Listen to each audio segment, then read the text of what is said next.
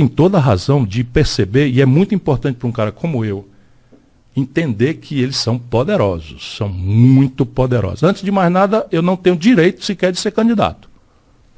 Não tenho direito, porque eu sou um cara que não dizem que eu sou ladrão, mas assim, é doidão, é boquirroto, é temperamental, tal, e é muito bem trabalhado, muito bem urdido, porque eu tenho esse meu jeito, falo com franqueza, digo o nome das pessoas, digo o número e tal. Depois é o seguinte, o Itamar Franco, a quem eu servi como ministro, encerrou 30 anos de safadeza na inflação alta. Inflação, Igor, é uma doença da moeda nos manuais de economia de Chicago, é uma doença da moeda. E por ser uma doença da moeda, ela imediatamente, quando ela aparece, eles vê um consenso para acabar com a inflação, porque todo mundo empobrece. O sistema brasileiro é tão calhorda, que nós inventamos só aqui a indexação. O que é indexação? Quem tem dinheiro botava numa moeda que era atualizada. E a inflação, para ele, em vez de ser uma doença, virou um negócio. E o povão e a classe média, que não tinha poupança financeira para botar na correção monetária, micava com o cruzeiro, cruzado, não sei o que lá atrás.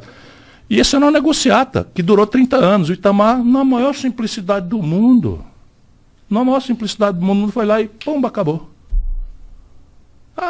Isso aqui e tal. Eu fui ministro da Fazenda, eu ajudei a enfrentar esse sistema. Eu fiz a intervenção do Banespa e do Banerj. O que eles fizeram para tentar impedir na época? O diabo. Por exemplo, como é que morriam os planos? Os anteriores, cruzado 1, plano Brest, plano não sei das quantas e tal. Uma caralhada assim, de moeda diferente. Você tinha uma inflação de 84% num mês. Você imagina, nós estamos falando de inflação agora de 8% ao ano, e é um absurdo. Sim. Né? O salário mínimo hoje do povo tem o menor poder de compra dos últimos 16 anos. Cesta básica hoje custa R$620 e o salário mínimo é 1.000, em número redondo.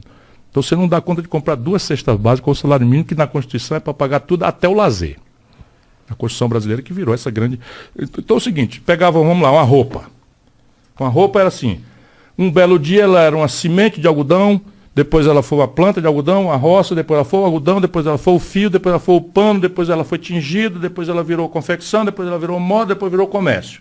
Então tinha uma cadeia produtiva. Aí eu congelava dia 10. Dia 10, o fio tinha acabado de ser reajustado o preço, e dia 11, dia 12 ia reajustar o preço do pano, e está congelado. O que acontecia? Desfazia a cadeia produtiva, porque o fio estava muito alto e o outro muito baixo, porque era inflação de 20%, 30%. E isso gerava fila, desabastecimento, não sei o que e tal. O que nós fizemos? Nós fizemos o seguinte, nós indexamos a economia diariamente. Então fizemos a URV. Então todos os preços eram atualizados. Veja que loucura que aconteceu no Brasil. Todos os preços eram reajustados diariamente. Isso assim, a televisão anunciava, hoje o preço do feijão, a URV está valendo R$ 3,20. E amanhã é R$ 3,23, depois da manhã é R$ 3,27. Parece até loucura imaginar que a gente viveu sobre essas condições em determinado período. Mas eu estou lhe dando esperança. Parecia absurdo, ainda fazia 20 anos que isso acontecia. Caralho, que loucura, né? Aí funcionou. E o que eles fizeram? Posso fazer uma molecagemzinha aqui, só intriga? Claro. Sabe quem votou contra o Plano Real na época? Bolsonaro e o Lula. Os dois votaram contra. E eu estava lá ajudando a fazer com a cara para bater, porque aquilo podia ter dado um problema sério. Porque nós inventamos uma moeda nova que era conversível ao par com o dólar. E anunciamos, quem duvidar, traga o real que a gente dá $1 no lugar. E foi um blefe grande.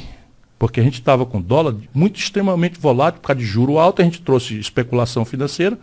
Por quê? Porque aquilo era só para durar 3 meses, 4 meses, enquanto a gente virava o jogo para uma reforma e tal. Foi tão sucesso que o Fernando Henrique, talvez não se elegesse deputado federal em São Paulo naquela data, vira presidente do Brasil. E ao invés de levar o doente para a cirurgia, que nós tínhamos dado um antifebril, tínhamos preparado o doente para a cirurgia, com grande sucesso, e ele pega o doente e leva para o baile funk. E aí começa o desmantelo da vida brasileira. Viciamos o povo brasileiro, agora não mais inflação, povo não, as elites, em juro alto. Aí o que você estava falando, nós temos consistentemente há 26 anos a maior taxa de juros real do mundo e da história do capitalismo mundial. Lance de cartão de crédito. Meu irmão, você paga especial. 300% no cheque especial ou no cartão de crédito no Brasil.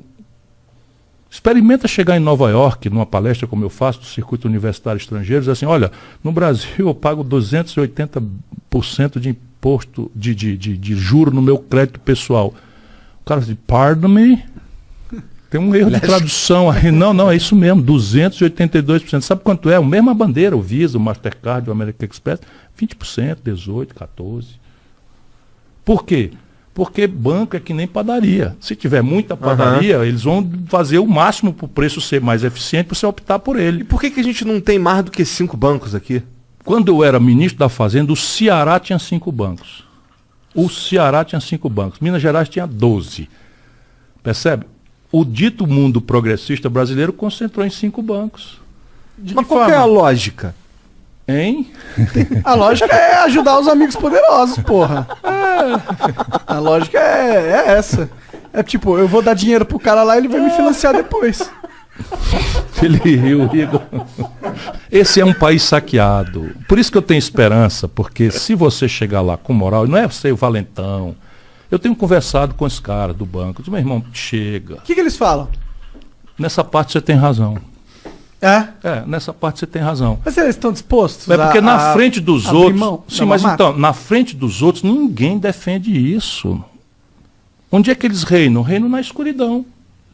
Reinam na cumplicidade, no financiamento de campanha ilegal, na manipulação da grande mídia. Porque, de novo, a grande mídia brasileira, a reconhecida mídia nacional, não estou falando mal, estou fazendo números, constatações, nada. Eu conheço o Brasil e amo o Brasil como ele é. Só que ele é assim. A grande mídia dita nacional, televisões, são 5 famílias e uma igreja.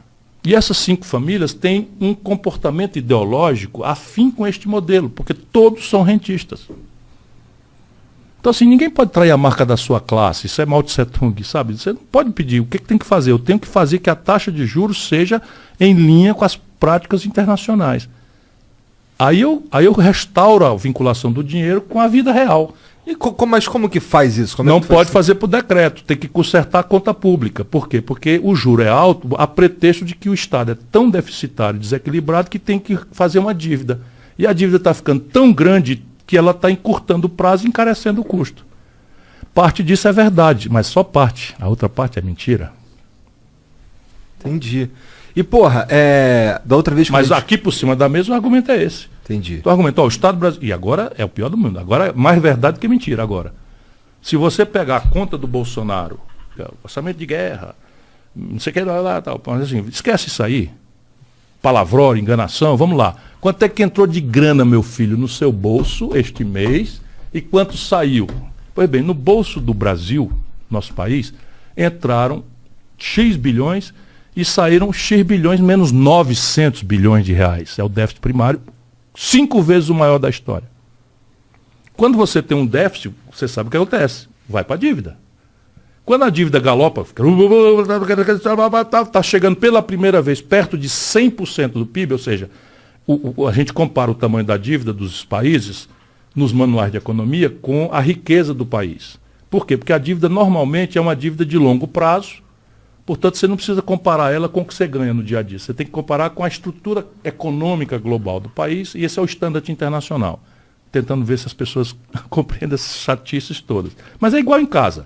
Né? Então, se você está devendo muito, o que acontece com o agiota? Ele começa a ir, esse cara não vai dar conta de pagar. Então agora eu só empresto para ele por 24 horas, por 48 horas. Tem que me pagar daqui 3 dias. E ó, tu vai ter que me pagar um juro mais caro, porque estou com medo de perder, então eu tenho que pegar no juro. É assim com o país. Então a dívida brasileira está chegando perto de 6 trilhões com T de tapioca. Puta merda. E 1/4 dela vence em 4 dias. Caralho, 1/4? 1/4 dela. 1 trilhão e 700. Aí o que acontece? Os juros vão galopar agora. O país ferrado, desemprego recorde, comércio está até melhorando um pouquinho, mas em cima de uma base deprimida demais. A economia está ferrada no Brasil e nós vamos aumentar a taxa de juros correndo. Sabe quanto é 1% de juro? Que eles vão aumentar agora, a cada 45 dias vão aumentar 0,75. Então em 60 dias é 1% de juro. Cada 1% de juro são 60 bilhões de reais. Que sai do seu, do meu, do dele, do nosso bolso, do povo que produz, do povo que trabalha, da classe média, não sei o que, papapá e tal. para famílias rentistas. Que dia que eu quero que acabe essa brincadeira? Agora. Sim, nós aqui. Mas então vamos nos levantar. Mas eles lá estão curtindo pra caralho. Não é verdade? Gente, tem perguntas e comentários aqui? Peraí, deixa eu abrir aqui. Luciano pelo Twitter. O homem tá radical demais, subindo em montanha, nadando com tubarão e falando que vai taxar rico no meio de evento da BTG. Rebeldia pura.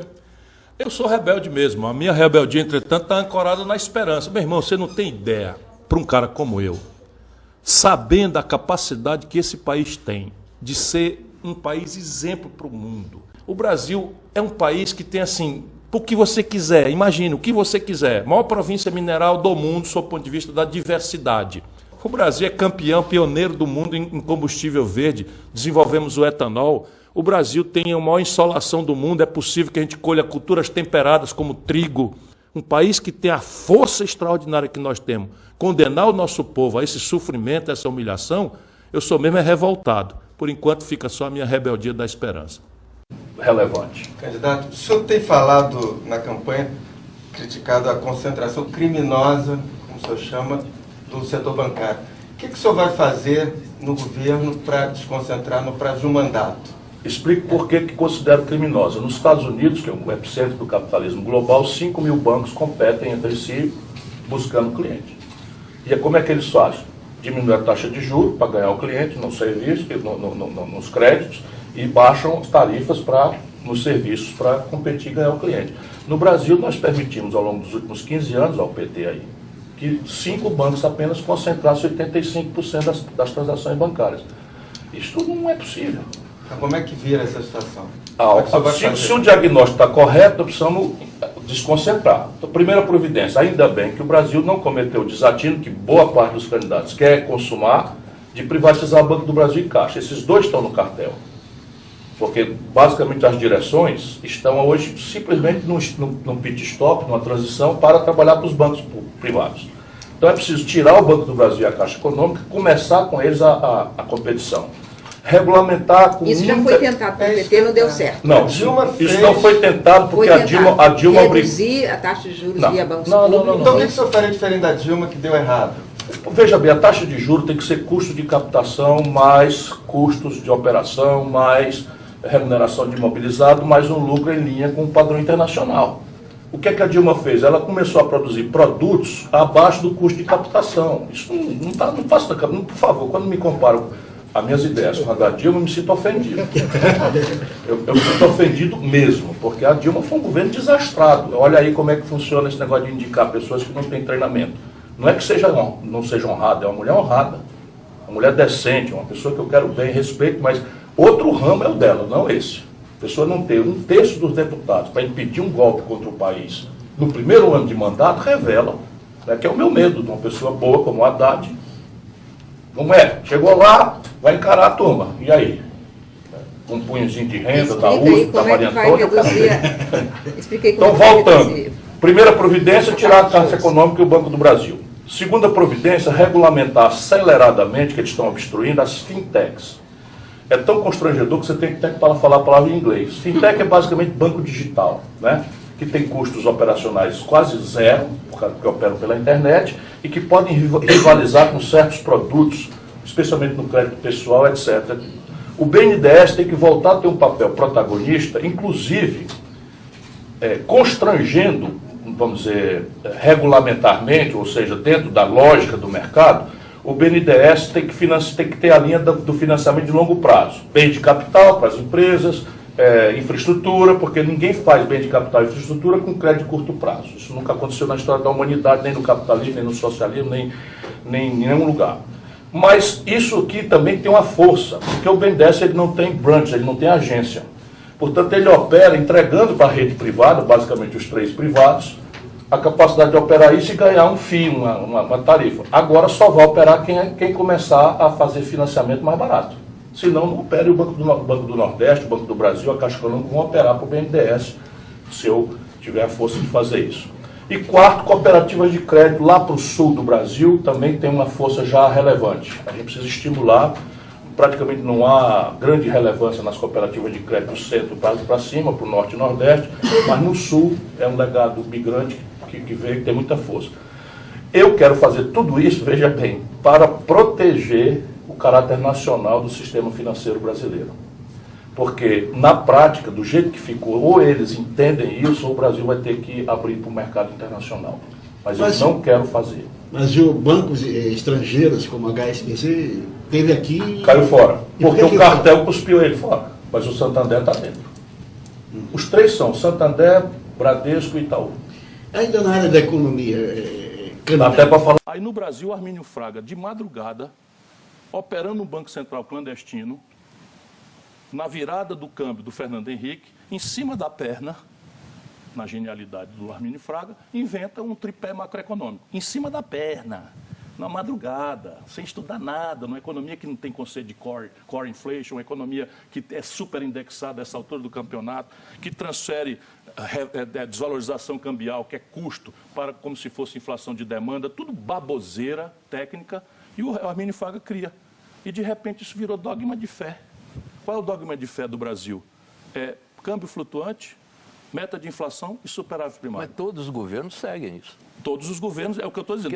Do segundo mandato do Fernando Henrique, Quando Lula... mudou foi para a nova matriz econômica. Né? Não, a Dilma continua fazendo a mesma coisa. Mas deu errado o tripé macroeconômico, governador? Vamos perguntar ao nosso povo desempregado se deu certo. Não, mas do ponto de vista da racionalidade foi a nova matriz econômica, não o tripé macroeconômico. Não foi mesmo, vocês estão completamente enganados. Não foi a nova matriz? Não. Essa nova matriz econômica eu não conheço. Nunca ouvi falar dela.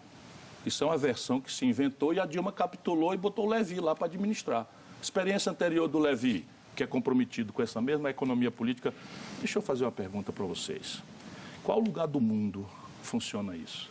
Um só, por favor. Não é para vocês responderem. Brasileiros, Paulo Guedes, está assistindo o programa aí? Está com sono? Está com insônia? Ô, meu irmão, onde é que funcionou esse ideário? Aonde funcionou esse ideário? Um só país, onde tenha funcionado. Onde é que aconteceu se desenvolver com base no capital dos outros? Um país só. Aí eu mesmo respondo, os americanos. Por quê? Porque tem o dólar. Mas nenhum outro país cresce com base no dinheiro dos outros. Aí você vai dizer que isso funcionou, o país crescia 6,7% entre 1945 e 1980 e cresce a 2,2% de 80 para cá. Só para ficar claro. E a elite brasileira dizendo que está certo. Não, mas só para ficar claro. Era 30%. Superávit fiscal, o senhor é contra, não? Não, peraí um pouquinho. Ciro Gomes... Metas de inflação, o senhor é contra, não? Eu sou contra. Meta de inflação, sou radicalmente contra. Por quê? Porque a boa inflação é zero. Não, sim, mas aí é o ideal, né? É claro. Não é o ideal. Sabe quem entregou a inflação zero? Ex-ministro Ciro Gomes. Então, e superávit primário, eu fui prefeito da 5ª maior cidade brasileira, governador do 8º estado do Brasil, comandei a economia do Brasil como ministro da Fazenda, não tenho um único dia de déficit. Hoje o Brasil tem 30% da sua capacidade de refino, ou seja, de fabricar diesel, de fabricar gasolina, de fabricar querosene de aviação e gás de cozinha, parados. E estes canalhas estão importando em dólar dos Estados Unidos. Já tem mais de 400 importadores. E entregaram a nossa BR distribuidora, também por preço de varejo, tudo falcatrua da grossa, da pesada. E volto a dizer, qualquer empresa minimamente séria, se acumula um lucro exorbitante, como a Petrobras acumulou de 101 bilhões de reais, abate a dívida. Não faz nenhum sentido, ou incremento de investimento, etc. Não, eles não reduziram o investimento, deixam a dívida como está, e estão distribuindo, sem pagar imposto, esse lucro e dividendo para os tubarões do Brasil e do estrangeiro, a quem o senhor Fernando Henrique, o senhor Lula, dona Dilma e o senhor Michel Temer entregaram o capital da Petrobras. Eu vou mostrar tudo isso hoje aqui, porque essa guerra é do povo brasileiro e, portanto, é uma guerra minha. Acho impossível também a gente fazer uma conversa sem levar em consideração o que todos nós passamos nos últimos 2 anos. O seu livro foi finalizado em março de 2020 e o senhor teve cuidado de fazer um capítulo, um texto para explicar que ele tinha sido concluído quando o senhor estava iniciando o seu isolamento em Fortaleza. E me chamou a atenção que o senhor destacou no livro uma frase do Papa Francisco que eu também prestei muita atenção na época, quando ele diz: avançamos destemidos pensando que continuaríamos sempre saudáveis num mundo doente. A pandemia mudou muito as pessoas. ou muitas pessoas, não vou dizer todas. A pandemia mudou o senhor de alguma forma? Eu estava lhe dizendo antes de começarmos a entrevista que não sei se a idade, mas certamente a pandemia, os amigos que eu perdi, os parentes que eu perdi, as raivas extremas que eu experimentei, sabe, vendo... Vou dizer de novo o número para racionalizar a minha indignação. O Brasil tem 3% da população do mundo e aqui morreram 11% das pessoas que morreram no mundo. E esse crime foi cometido pelo senhor Jair Messias Bolsonaro e por todos os canalhas que o cercam. Ministros da saúde, bandidos, sabe? Nós tomamos notícia de roubalheira na vacina e a gente precisa ter isso como memória, porque o que lasca o Brasil, vou usar uma expressão nordestina aqui, o que lasca o Brasil é a impunidade. E se eu um dia tiver a honra de servir a esse país, isso vai acabar.